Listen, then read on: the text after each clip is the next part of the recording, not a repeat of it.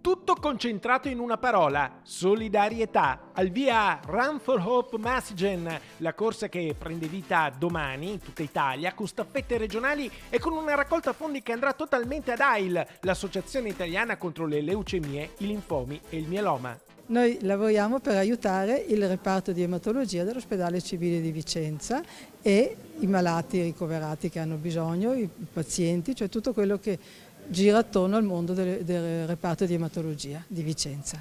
Si corre in 20 città capoluogo di tutte le regioni italiane, 20.000 partecipanti previsti, 3.000 in Veneto dove si parte a Vicenza e in 9 tappe con passaggi di testimone ogni 10 km si passa da Verona, si torna verso Altissimo, Malo, Tiene, Marostica, Bassano e poi ancora Belluno, Treviso, Venezia, Chioggia, Padova, Este e Camisano Vicentino. Traguardo a Vicenza sabato 29 maggio.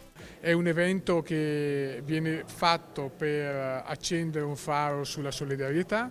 Quest'anno noi corriamo per donare soldi, per dare il nostro aiuto ad AIL per un progetto che riguarda l'assistenza ai cittadini ucraini ospiti nel nostro paese che fuggono dalla guerra e che hanno problemi oncologici. 44 le associazioni sportive venete che partecipano, oltre a gruppi e a singoli. È una staffetta dove ci si passa il testimone in senso reale, fisico, ma anche essere presenti come testimoni di questo evento e quindi non c'è una preclusione sul fatto di essere sportivi o meno, ecco, di essere invece solidali, quello sì.